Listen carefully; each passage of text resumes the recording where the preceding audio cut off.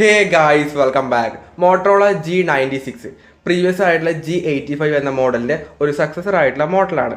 18,000 രൂപയാണ് ഈ ഒരു ഫോണിന്റെ സ്റ്റാർട്ടിങ് 8GB 128GB വേരിയന്റ് വരുന്നത്.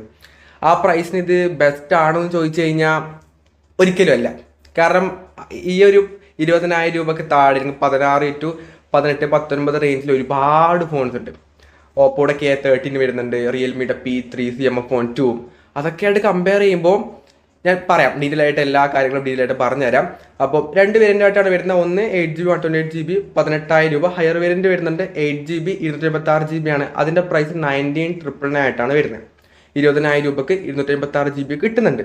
ഒന്നാമത്തെ കാര്യം, ഇതിൽ മെമ്മറി കാർഡിൻ്റെ സ്ലോട്ടേ വരുന്നില്ല, 2 സിം മാത്രമേ യൂസ് ചെയ്യാൻ വേണ്ടി പറ്റുള്ളൂ. അതുകൊണ്ട് 128 എടുത്തു കഴിഞ്ഞാലും ഒരു ഇഷ്യൂ ആണ് കേട്ടോ. അപ്പോൾ അത് നിങ്ങളെ യൂസ് അനുസരിച്ച് 256GB എടുക്കുന്നതിന് കുറച്ചും കൂടെ ബെറ്റർ. ഇതിൻ്റെ ഡിസൈൻ ടിപ്പിക്കൽ മോട്ടറോള എന്താണ് ഒരു വ്യത്യാസം വരുത്തണം. മോട്ടറോള 20,000 രൂപയ്ക്ക് താഴെ ഈ ഒരു ഡുവൽ ക്യാമറയും അതിന് മുകളിലുള്ള ഫോണിൽ മറ്റേ ടൈപ്പ് എഡ്ജ് സീരീസിൽ വരുന്ന വേറെ ഡിസൈന് മാത്രമേ ഇവർക്കുള്ളൂ. വേറൊരു ഡിസൈൻ ഇവരുടെ ഫോണിൽ ഇല്ലാന്ന്. 7,000 രൂപയുടെ ഫോണിലും ഇതേ സെയിം എക്സാക്ട് ഡിസൈനാണ്, ഈ 18,000 രൂപയുടെ ഫോണിലും സെയിം എക്സാക്ട് ഡിസൈനാണ് വരുന്നത്. ഡിസൈൻ മാറ്റേണ്ട സമയം കഴിഞ്ഞു, പക്ഷെ ഇത് രസമുണ്ട്. അതാണ് നമുക്ക് അങ്ങനെ പറയാൻ തോന്നുന്നില്ല, രസമില്ലാതെ പറയാൻ തോന്നുന്നില്ല. വീഗൽ ലെതർ ആയിട്ടാണ് വരുന്നത്. 4 കളർ ഓപ്ഷൻസ് വരുന്നുണ്ട്. 4ഉം നല്ല രസമുള്ള കളേഴ്സ് തന്നെയാണ്, കുഴപ്പമൊന്നും പറയാനില്ല. വെയിറ്റ് ആണെങ്കിൽ 178 ഗ്രാം വെയിറ്റും വരുന്നുണ്ട്. 7.93 mm ആണ് തിക്നെസ് ആയിട്ട് വരുന്നത്. IP68 IP റേറ്റിംഗ് കൊടുത്തിട്ടുണ്ട്. സോ മോട്ടറോള അറിയാമല്ലോ, എല്ലാ ഫോണുകളിലും IP റേറ്റിംഗ് അവർക്ക് നിർബന്ധമാണ്. അതുകൊണ്ട് IP68 തന്നെ ഈ ഒരു ഫോണിന് കൊടുത്തിട്ടുണ്ട്. ഒരു ഇഷ്യൂസ് ഒന്നും ആ കാര്യത്തിൽ പറയാനേ ഇല്ല.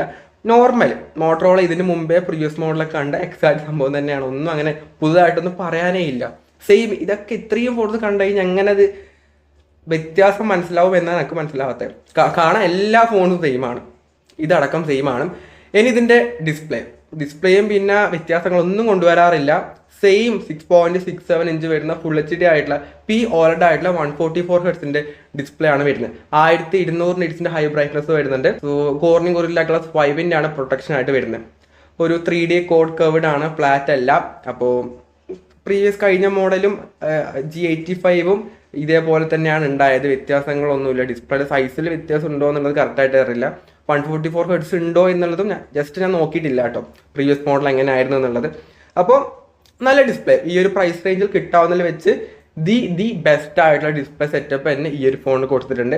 ഒരു കുഴപ്പവും ഡിസ്പ്ലേനെ പറ്റി പറയാനേ ഇല്ല. ഇനിയാണ് ക്യാമറ വന്നിട്ട് 50 MB പ്രൈമർ ക്യാമറ ആണ്. അതും സോണിയുടെ ലിറ്റിയ 700C എന്ന സെൻസറാണ് കൊടുത്തിട്ടുള്ളത്. 8 MB അൾട്രാ വൈഡ് ക്യാമറ വരുന്നുണ്ട്. 32 MB ആണ് സെൽഫി ക്യാമറ ആയിട്ട് വരുന്നത്. ഫ്രണ്ട് ആൻഡ് റിയറിൽ 4K 13 FPS ഉള്ള വീഡിയോസും ഷൂട്ട് ചെയ്യാൻ വേണ്ടി പറ്റുന്നുണ്ട്.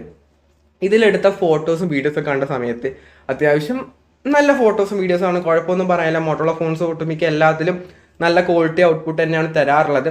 ഇതിലും നോ ഇഷ്യൂസ്. ഫ്രണ്ട് ആൻഡ് റിയറിലും 4K സപ്പോർട്ട് വരുന്നുണ്ട്. ചില റെയർ ആയിട്ട് ഫോൺസിൽ മാത്രമേ ആ കാര്യം കാണാറുള്ളൂ. ഈ ഒരു ഫോൺ അത് വരുന്നുണ്ട്. So it's better.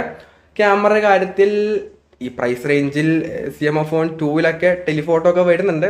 അപ്പം അങ്ങനെ കമ്പയർ ചെയ്യുന്നില്ല, എന്നാലും ഓക്കെ, നല്ലൊരു ക്യാമറ സെറ്റപ്പ് തന്നെ വരുന്നുണ്ട്. ഇനി പെർഫോമൻസ് ആണെങ്കിൽ പെർഫോമൻസ് വൈസ് ഈ ഒരു ഫോൺ വീക്കാണ്. ഇതിൽ വരുന്ന Qualcomm Snapdragonന്റെ 7S Gen 2 എന്ന പ്രോസറാണ് വരുന്നത്. അറൗണ്ട് ഒരു 6,20,000 ആ റേഞ്ച് മാത്രമേ ആഡ് സ്കോർ ഒക്കെ വരുന്നുള്ളൂ. വലിയ പെർഫോമൻസ് ഒന്നുമില്ല, എന്നാൽ അത്ര മോശമല്ല. ഒരു ഡീസൻറ്റ് പെർഫോമൻസ് ആണ് കിട്ടുന്നത്. കാരണം ഈ റേഞ്ചിൽ കോമ്പറ്റീറ്റർ ആയിട്ട് നോക്കുമ്പോൾ ഡീസൻറ്റ് പെർഫോമൻസ് മാത്രമേ ഈ ഒരു ഫോൺ കിട്ടുന്നുള്ളൂ. LPDDR4X ആണ് റാം ടൈപ്പ് ആയിട്ട് വരുന്നത്. UFS 2.2 ആണ് സ്റ്റോറേജ് ആയിട്ട് വരുന്നത്. 3.1 ഒന്നല്ല. കാരണം പെർഫോമൻസ് വൈസ് അങ്ങനെയുള്ള ഫോൺ അല്ലാത്തതുകൊണ്ട് എല്ലാം ഒരു ഡീസൻറ്റ് ലെവലിൽ മാത്രമേ ഈ ഒരു ഫോണിൽ വരുന്നുള്ളൂ. ലേറ്റസ്റ്റ് ആയിട്ടുള്ള Android 15 ആയിട്ടാണ് വരുന്നത്. Hello UI ആയിട്ടാണ് വരുന്നത്.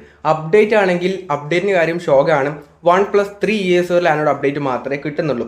1 വർഷം മാത്രമേ ആൻഡ്രോയിഡിലേക്ക് അപ്ഡേറ്റ് അടുത്ത Android 16 മാത്രമേ ഈ ഒരു ഫോണിൽ കിട്ടുള്ളൂ. കാരണം ബാക്കിയുള്ള എല്ലാ ഫോണും ആൻഡ്രോയിഡ് അപ്ഡേറ്റ് എന്ന് പറഞ്ഞാൽ 5 വർഷവും 6 വർഷവും എത്രയാണോ കൂട്ടാൻ വേണ്ടി പറ്റുന്നത് അത്രയും കൂട്ടുന്നുണ്ട്. അത്രയും കൂട്ടണമെന്ന് ഞാൻ പറയുന്നില്ല.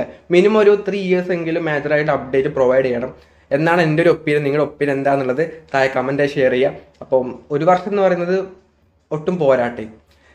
ഇനി അപ്ഡേറ്റ് ചെയ്ത് കഴിഞ്ഞാൽ വേറെ ഇഷ്യൂസൊക്കെ വരും. എന്നാലും അപ്ഡേറ്റ് ഒരു കൊടുക്കായിരുന്നു, ഒരു 2 വർഷം 3 വർഷത്തേക്ക് കൊടുക്കായിരുന്നു.